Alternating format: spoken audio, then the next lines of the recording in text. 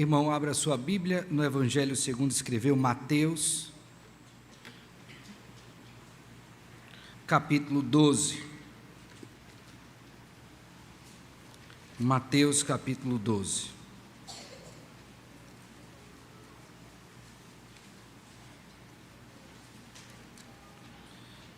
Eu farei a leitura desse texto a partir do verso número 22 até o 37.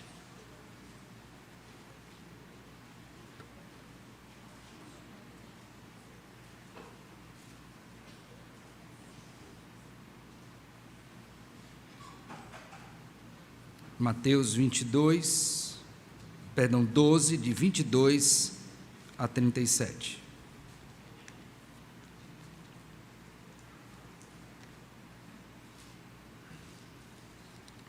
Nós vamos orar mais uma vez, pedindo a Deus que nos abençoe neste momento.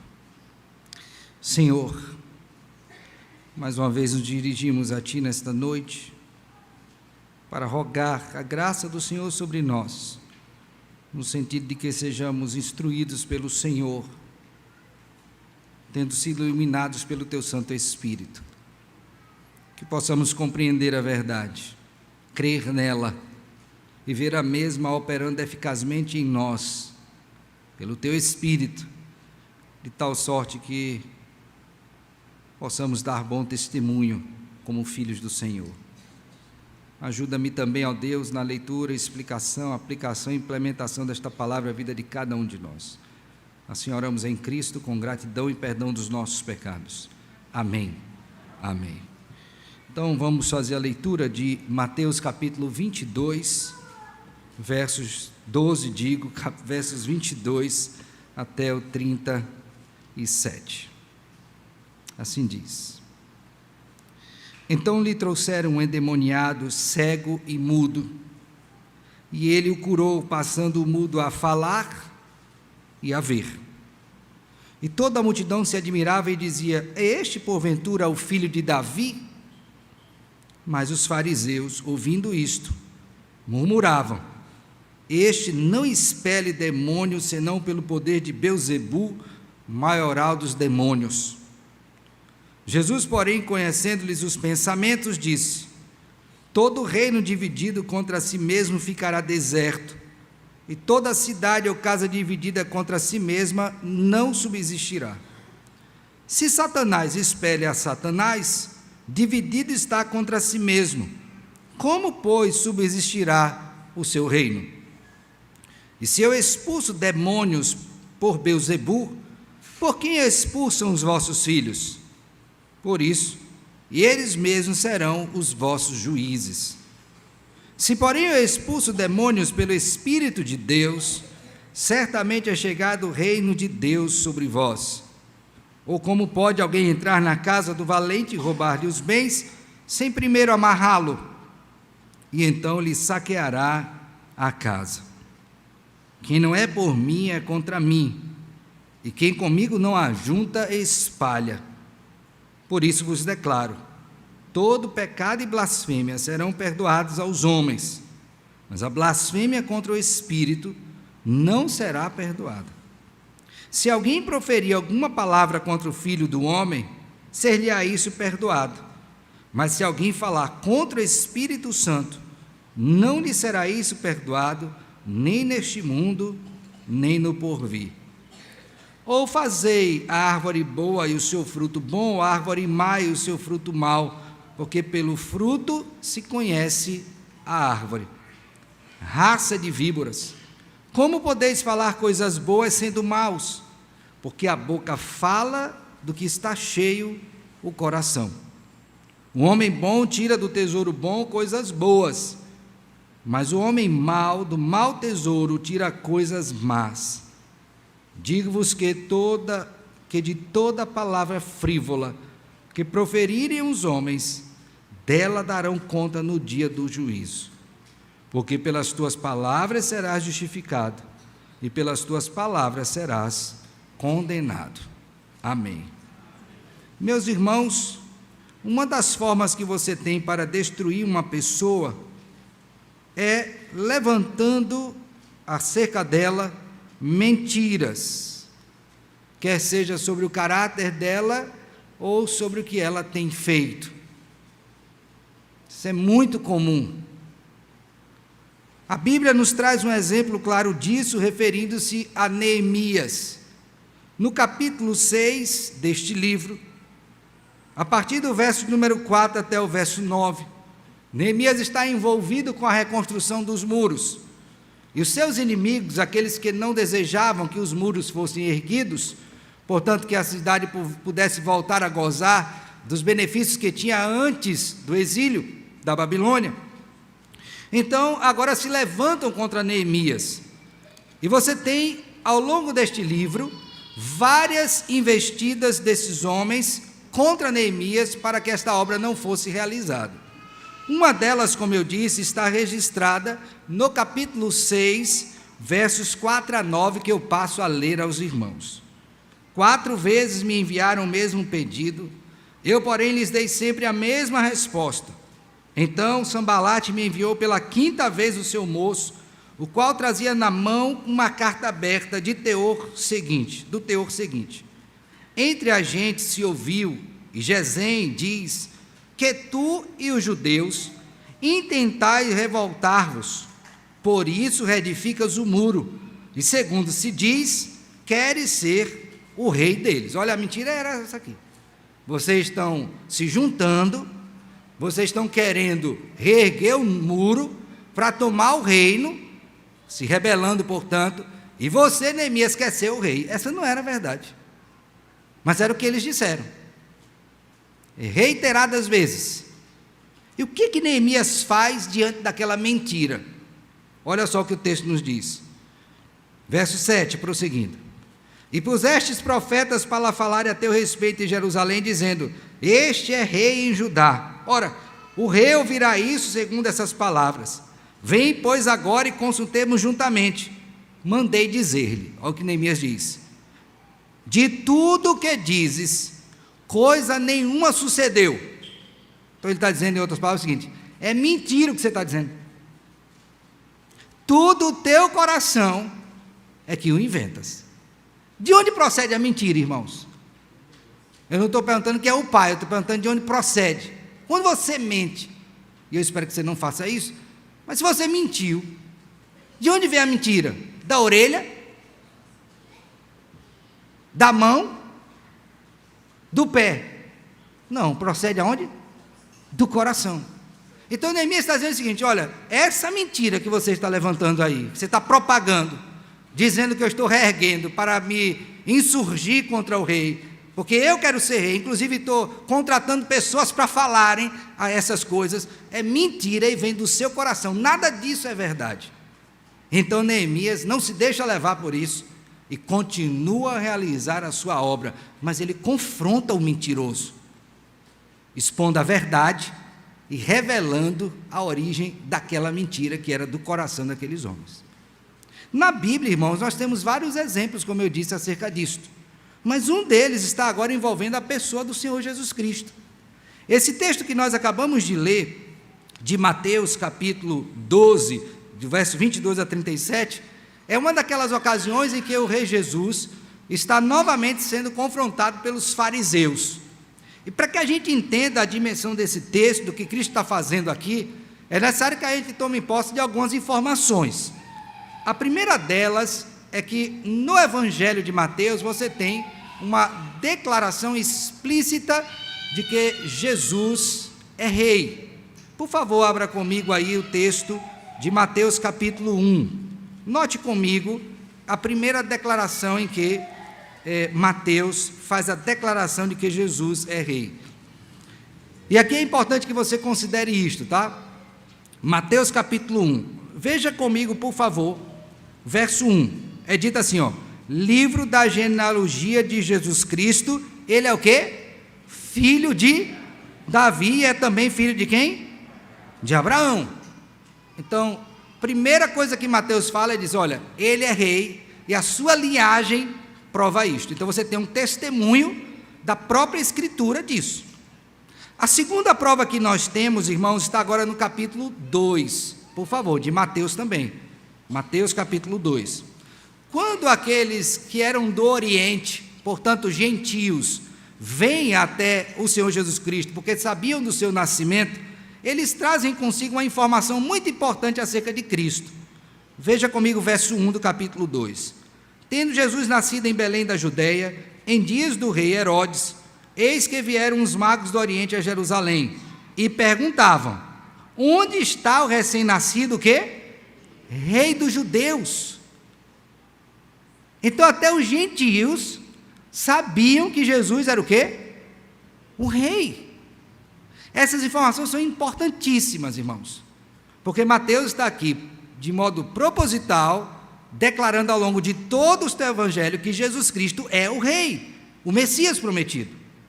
Mas se por um lado nós temos a afirmação de Mateus, por outro nós temos a negação, a contradição da parte dos fariseus. Vá agora, por favor, para Mateus, capítulo de número 9.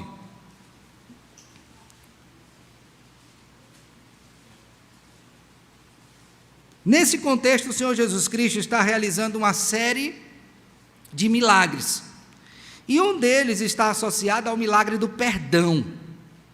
Note comigo que, quando ele diz, no verso 2, tem bom ânimo, filho, estão perdoados os teus pecados, diz assim, alguns escribas diziam, este o quê? Blasfema. E Cristo diz assim, Jesus, porém, conhecendo os pensamentos, disse, por que cogitais o mal aonde? No vosso coração. Essa aqui é uma liderança religiosa. No capítulo 8, há um outro evento onde Cristo também expele demônios, e agora ainda mais explícito. Veja comigo a partir do verso 28. Tendo ele chegado à outra margem, a terra dos Gadarenos, vieram-lhe ao encontro 2 endemoniados saindo dentro dos sepulcros, e a tal ponto furiosos que ninguém podia passar por aquele caminho. E eis que gritaram, que temos nós contigo, ó Filho de Deus? Vieste aqui o quê? Atormentar-nos? Então, os próprios demônios sabiam que ele também era filho de Deus. Mas aí, como se isso não bastasse, por favor, verso 32 do capítulo 9, agora temos a declaração final, que antecede o capítulo 12, verso 32 de Mateus 9.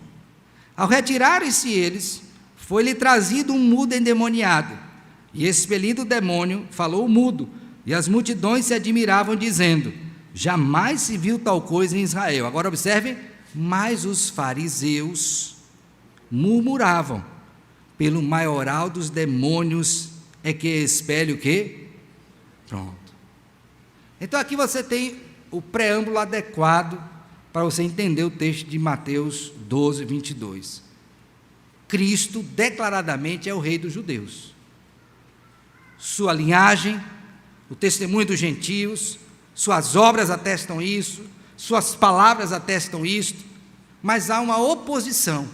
E como é que esses homens estão tentando dissuadir o povo acerca desta mentira que eles inventaram? Que ele não era Deus, que não era rei e que fazia tudo aquilo pelo poder de Beelzebu, com mentiras. Então, em Mateus 12, nós temos aí, dos versos de número 22 a 24, o contexto dessa passagem. Então lhe trouxeram um endemoniado, cego e mudo, e ele o curou, passando o mudo a falar e a ver. E toda a multidão se admirava e dizia o quê? É este, porventura, o filho de Davi? É o rei? É ele o Messias? O que é que os líderes religiosos deveriam fazer? Sim, é ele. Mas foi o que eles fizeram no coração? Murmuraram e dizendo, este não expele demônios, senão pelo poder de Beelzebu, maioral dos demônios. A grande questão aqui é, como é que Cristo tratou essa mentira? Como que ele lidou com esses fariseus, para ao mesmo tempo em que ele reforçava a verdade de que ele é rei, também confrontar aqueles mentirosos? Como que ele fez isso? Será que ele saiu brigando? Vou dar um murro aqui em cada um, e vocês vão ver que eu estou falando a verdade. Fizeram isso? Não. Saiu chorando, Ah, meu Deus, estão mentindo contra mim. Não. Ele inventou uma outra mentira contra eles. Também não. Então o texto vai nos mostrar, do verso número 25 até o 37, 3 coisas que Jesus fez para confrontar mentirosos. 3 coisas que você deve aprender. E eu também. A primeira delas, ele expôs a verdade. Não existe nada mais poderoso contra a mentira do que o quê? A verdade. Às vezes a gente quer lidar com a mentira justificando o que fez. Não. Expõe ao quê? A verdade. Porque a verdade, como uma luz, onde há trevas ela chega, ilumina tudo. Expõe o erro. E é exatamente isso que Cristo faz, dos versos números 25 a 29. Qual foi a acusação? Ele expulsa demônios pelo poder de Beelzebu, que é o maioral dos demônios. Em outras palavras, disseram, ele está vindo em nome do diabo, só que ele veio em nome de Deus. Então ele vai expor a verdade. Qual é a verdade sobre o ensino dos demônios? O que é que Cristo vai ensinar sobre os demônios, que é exatamente a verdade, contrária àquilo que eles estavam dizendo que era mentira? Primeira coisa, por favor, veja comigo. Jesus, porém, conhecendo os pensamentos, então ele está olhando para dentro desse povo, diz, o princípio, todo reino dividido contra si mesmo ficará deserto, e toda casa ou cidade dividida contra si mesma, não o quê? Subsistirá. O primeiro princípio que Cristo diz é o seguinte, olha, a primeira coisa que você tem que saber é que um reino dividido não subsiste. E ele usa aqui palavras muito simples e muito claras, que até os próprios judeus poderiam olhar para a sua história e perceber a verdade disso. Por exemplo, quando houve a divisão entre o reino do norte e o reino do sul, na época em que o filho de Salomão assumiu o poder, Jeroboão, ele resolveu seguir os conselhos dos jovens, e não dos homens maduros. E ali o reino o quê? Se dividiu. E o que você percebe é que depois da divisão desse reino, a tendência tanto do reino do norte quanto do sul só foi cair. Não melhorou, piorou. Os próprios fariseus poderiam olhar para a sua própria história e perceber também que a divisão entre eles, partidos políticos ali dentro, também causaria divisão e, logicamente, derrota. Se olharmos um pouquinho mais para frente, o apóstolo Paulo falando da igreja em Corinto, e aqui fora desse contexto de Mateus, veríamos também a mesma verdade aplicada. Um reino dividido não subsiste. Quando Paulo fala à igreja em Corinto, ele diz, se vocês continuarem divididos desse jeito, a igreja vai se acabar. Então o princípio de Cristo é o seguinte, não há possibilidade de um reino subsistir se houver divisão. Então, em outras palavras, como é que eu vou, em nome de Deus, fazer a obra do diabo? Ou vice-versa? Não tem como. Então ele revela o quê? O princípio que fundamenta o que ele vai dizer. E aí então ele vai agora, através de casos hipotéticos, provar esse princípio. Vamos lá, por favor, acompanhe comigo. Verso de número 26. Tendo exposto o princípio, agora ele diz, se, observe que esse se é muito importante aí em todo o texto, tá? Se Satanás espelha Satanás, dividido está contra si mesmo. Como, pois, subsistirá o quê? Então se eu estou vindo em nome de Satanás, eu vou expulsar o demônio, então está tendo uma briga entre nós aqui. Não vai subsistir. Segundo, verso 27. E se eu expulso demônios por Beelzebu, por quem expulso os vossos filhos? Por isso eles mesmos serão os vossos o quê? Porque eu sou igual aos vossos filhos. Eu estou expulsando em nome de Deus, e você está dizendo que eu sou, ou estou vindo em nome do diabo. Então, na medida que você disser que seus filhos estão fazendo a vontade de Deus, e eu estou fazendo a do diabo, está entrando em contradição. Os seus próprios filhos serão juízes contra vocês, que estão dizendo que eu estou fazendo em nome do diabo. Vocês estão entrando em contradição. Por quê? Porque a mentira, ela é algo que se contradiz ao longo da sua perpetuidade, ou perpetuação. Não há como subsistir. Vai entrar em contradição. É isso que Jesus está dizendo. Depois, no verso número 28, se porém eu expulso os demônios pelo Espírito de Deus, certamente é chegado o reino de Deus, o quê? Aqui ele diz uma coisa muito importante também, que é a seguinte: bom, vocês estão dizendo que é por Beelzebu, mas não é. Mas se for pelo Espírito de Deus, e Cristo sabia que era, então aqui nós temos um anúncio importante. Qual é?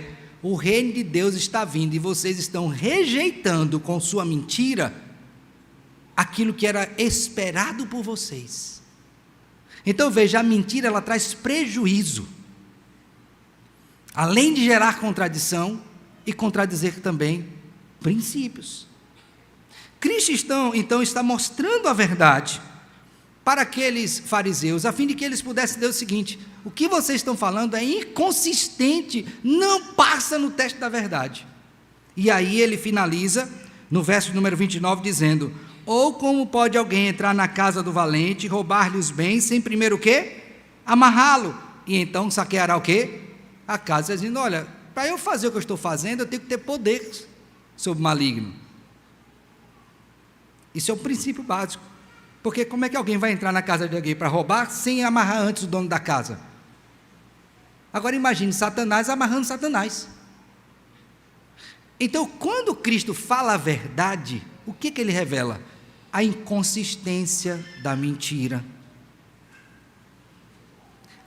a temporariedade da mentira e a fragilidade da mentira.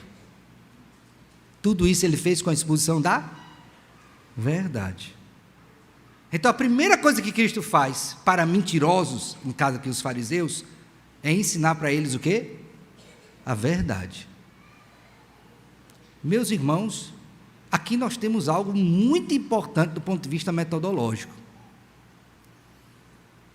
Se você quer, porque alguém está mostrando para você ou falando de você alguma mentira, o seu recurso, primeiro, debaixo da graça de Deus é o quê? Falar o quê? A verdade. Porque a verdade lançará luz sobre a mentira e revelará tudo acerca da mentira. A segunda coisa que Cristo faz é expor as consequências da mentira. Primeiro ele fala o quê? A verdade. Agora ele vai o quê? Expor as consequências da mentira. Você acha que mentira tem consequência? Pense aí. Você mente. Vamos supor, né, que você tenha mentido.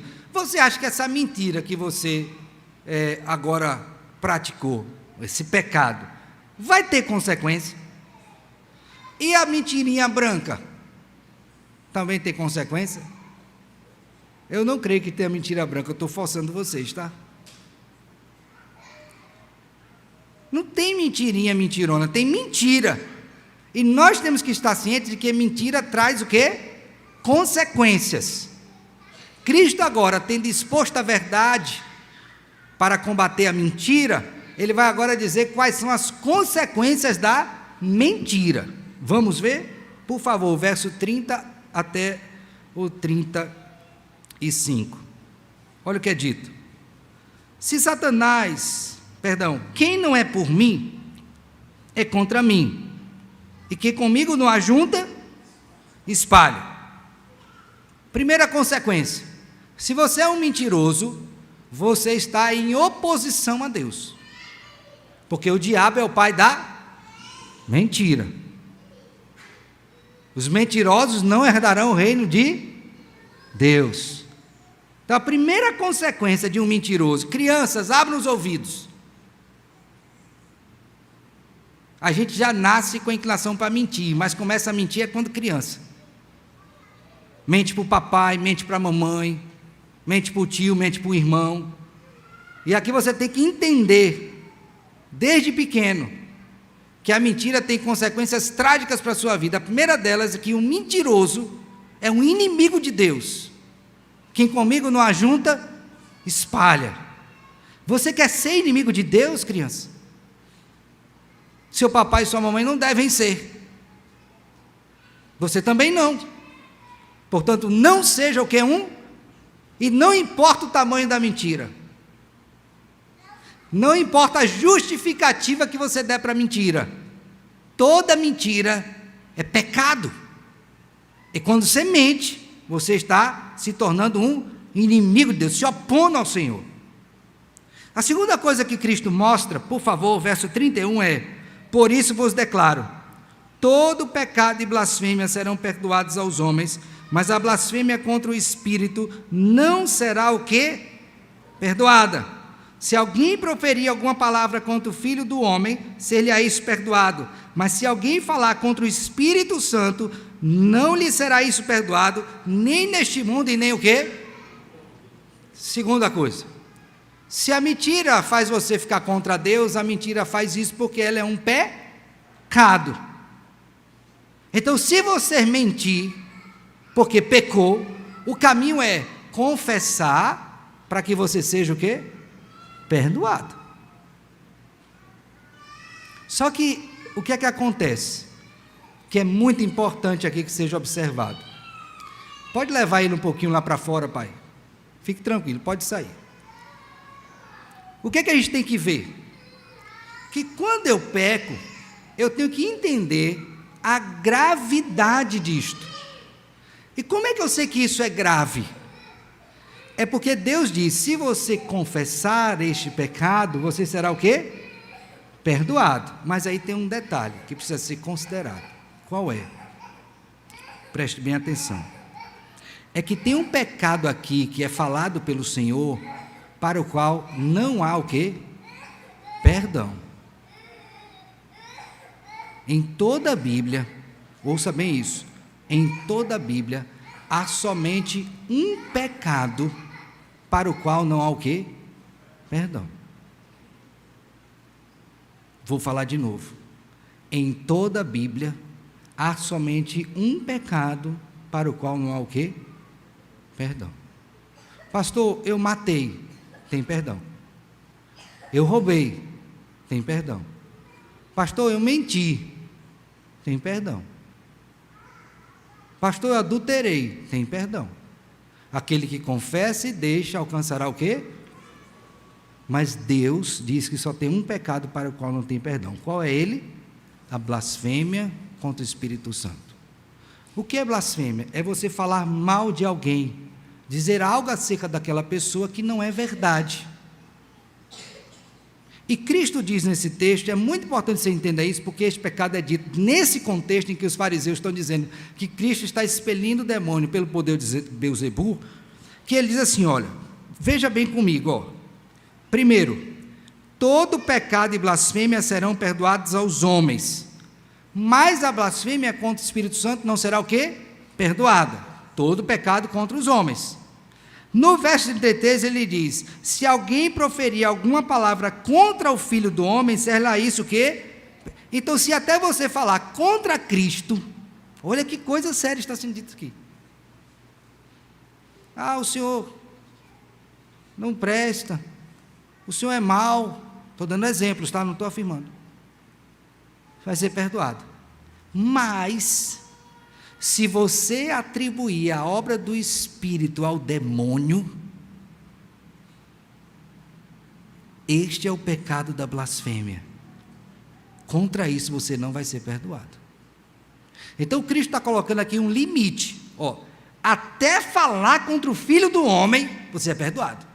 Mas no momento em que você extrapolar esse limite e disser que a obra do Espírito é obra do demônio, aí você está cometendo o ápice. E aí não tem perdão. Por que isso é importante explicar? Porque tem muita gente achando que tem cometido o pecado da blasfêmia contra o Espírito Santo, e não é blasfêmia, e outros que achavam que não era, é. Então Cristo está dizendo aqui, o que é blasfêmia contra o Espírito Santo? É você atribuir a obra do Espírito a demônios.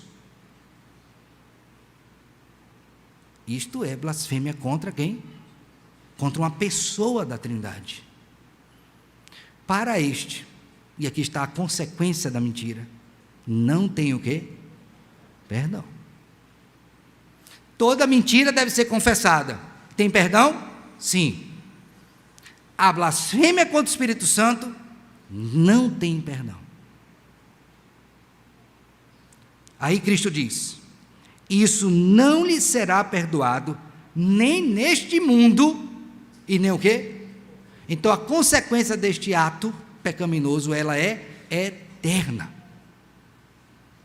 Você está condenado. É possível então, e muita gente tem escrito sobre isso, que alguém ache que tenha cometido o pecado da blasfêmia contra o Espírito Santo, quando não cometeu. E ela vai querer arrastar esse peso sobre as costas. O que é que eu tenho que fazer? Abrir esse texto especificamente e falar com ela e mostrar: olha, o que você acabou de fazer não se constitui na blasfêmia contra o Espírito Santo.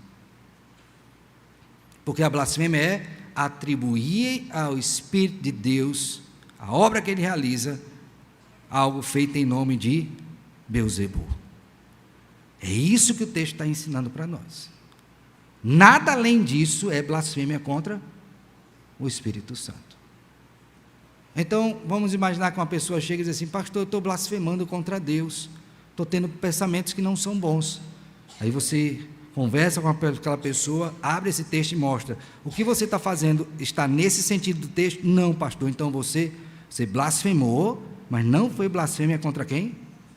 O Espírito Santo, que você não atribuiu ao Espírito a obra do demônio. Ok? Então essa é uma consequência. Agora Cristo vai mostrar uma outra coisa muito importante também de como tratar com a mentira. Por favor, veja comigo agora na sequência.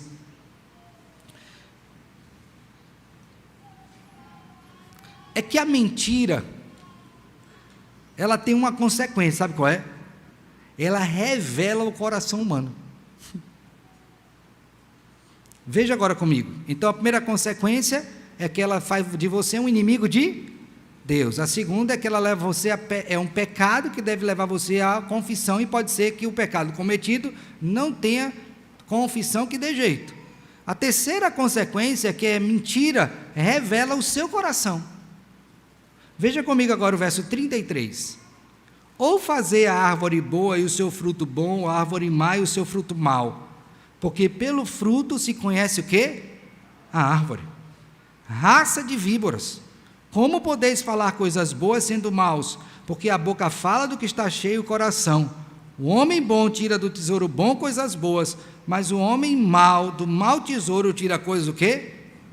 Então ele está dizendo o seguinte: a mentira só vai mostrar quem é um mentiroso, porque ela revela o quê?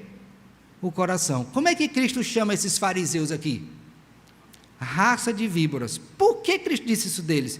Porque conhecendo o coração deles e o que eles estavam dizendo, Cristo chegou ao seguinte diagnóstico, e é preciso, viu?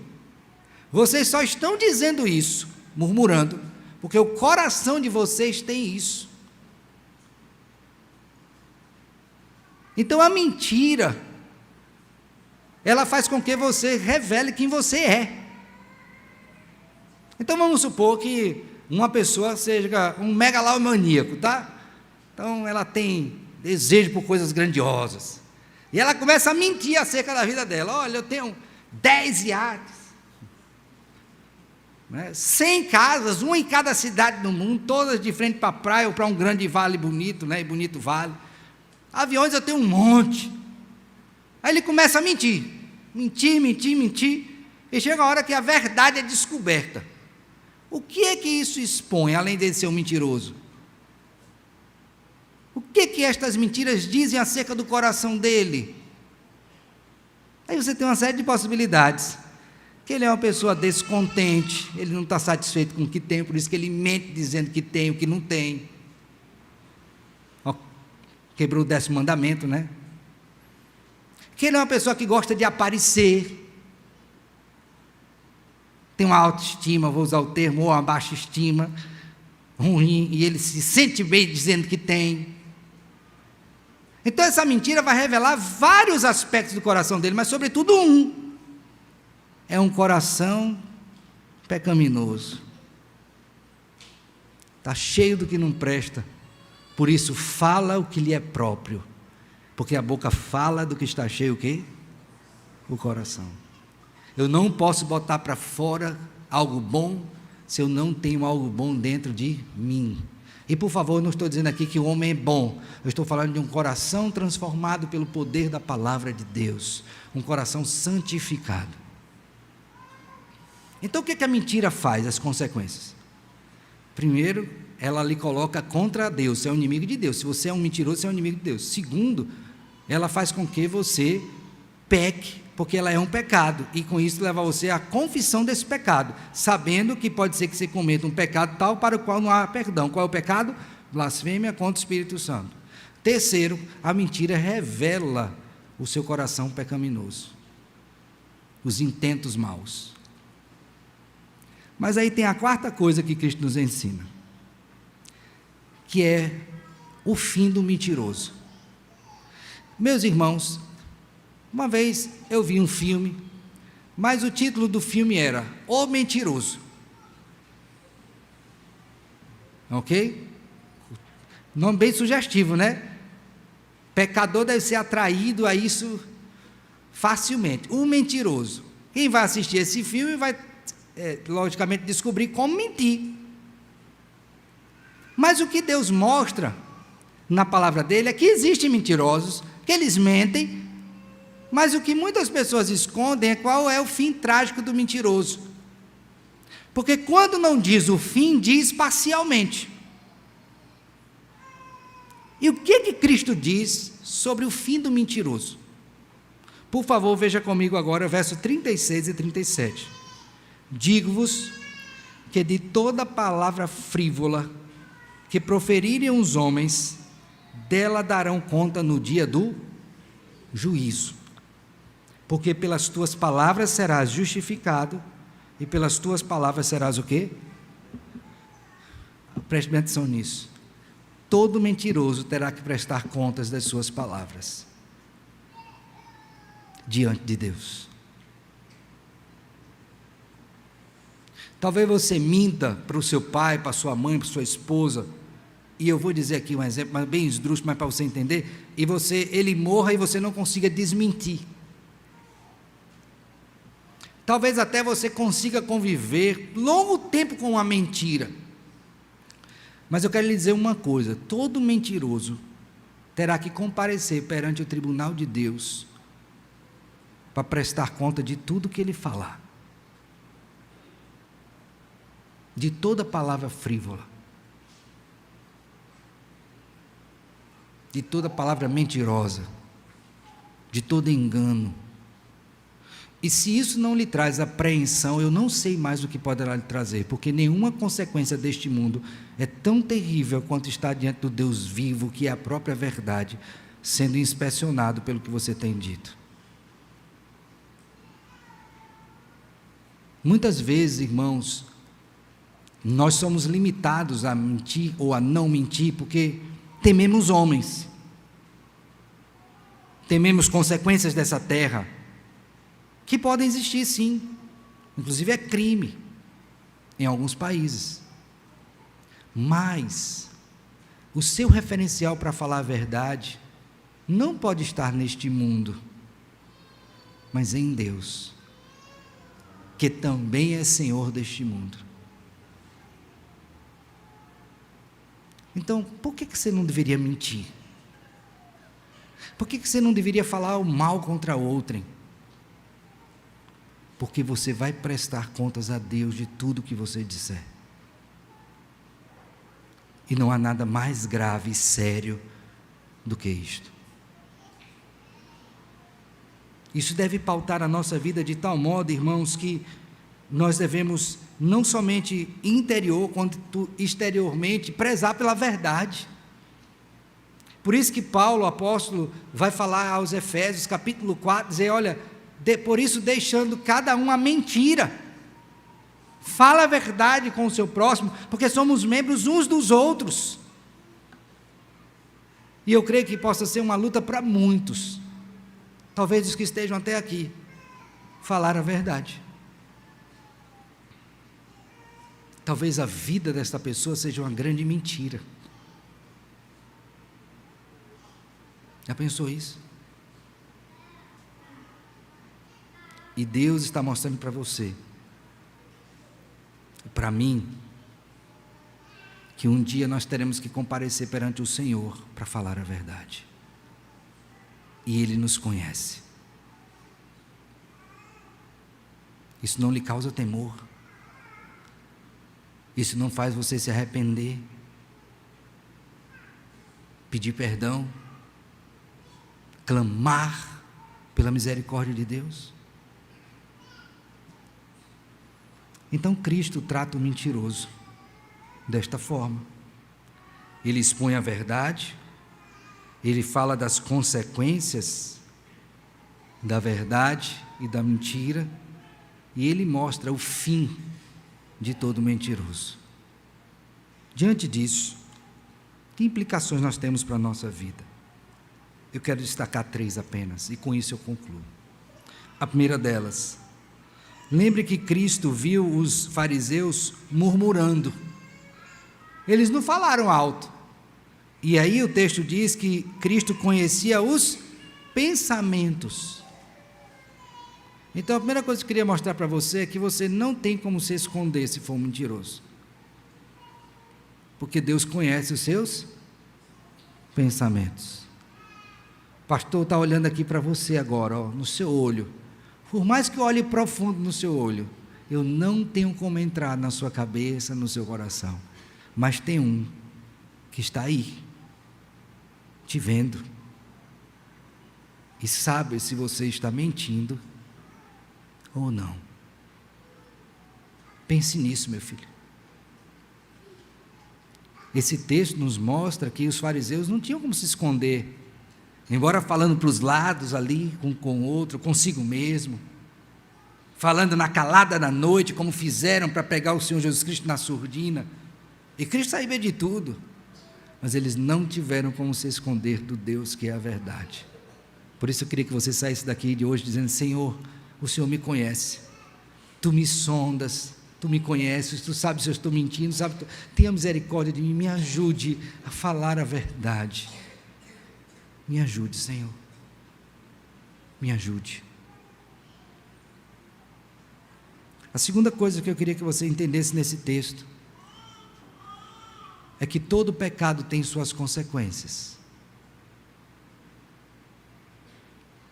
Por mais simples que ele possa ser, o pecado tem um poder devastador. O pecado acaba com a nossa vida, irmãos.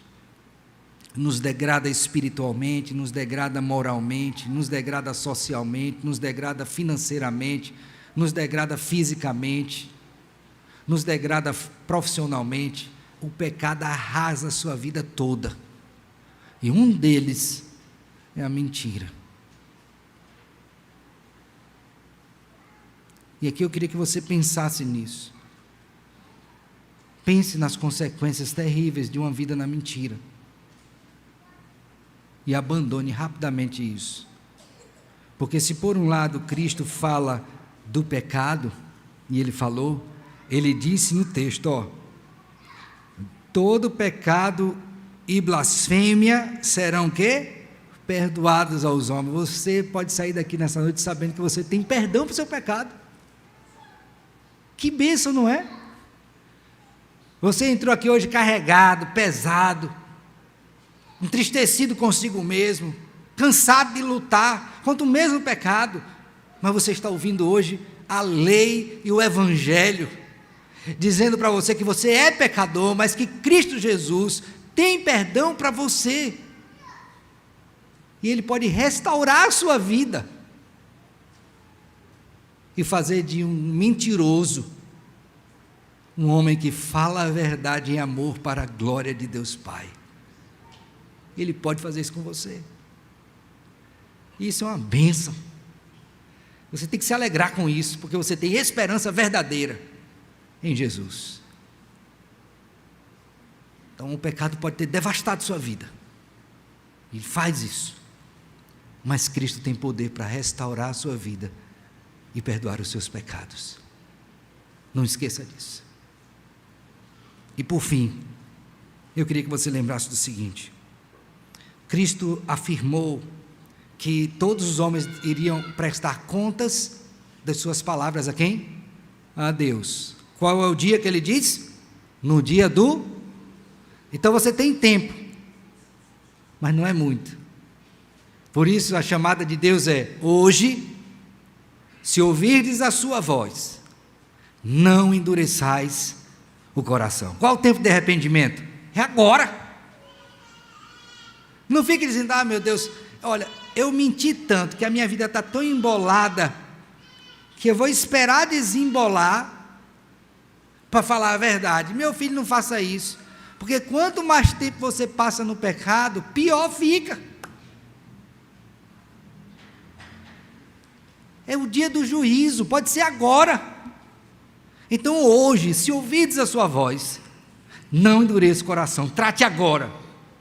Vai acabar o culto ali, você já me procura. Pastor, eu quero resolver esse negócio aqui. Ou vá para o seu quarto em secreto e trate com Deus. Mas não deixe de tratar. Porque o dia do juízo é certo. E virá sobre todos os homens. Nenhum de nós escapará disso. Mas se nesse dia nós estivermos em Cristo Jesus, Ele levou sobre si o juízo que pesava sobre nós, para que tivéssemos perdão. Então conserte sua vida agora. Não espere para mais tarde. É agora. Há perdão para você. Há provisão em Deus para você. Quero finalizar dizendo o seguinte: irmãos, esses fariseus não desistiram disso. Eles continuaram tentando a Jesus. Eles continuaram mentindo. Mas uma coisa nós temos certa: a verdade prevaleceu. E a razão pela qual nós podemos prosseguir é porque bem sabemos que o nosso Jesus prevalecerá eternamente, porque Ele virá, julgará o seu povo e nos levará consigo para o seu reino, onde a verdade existirá para sempre.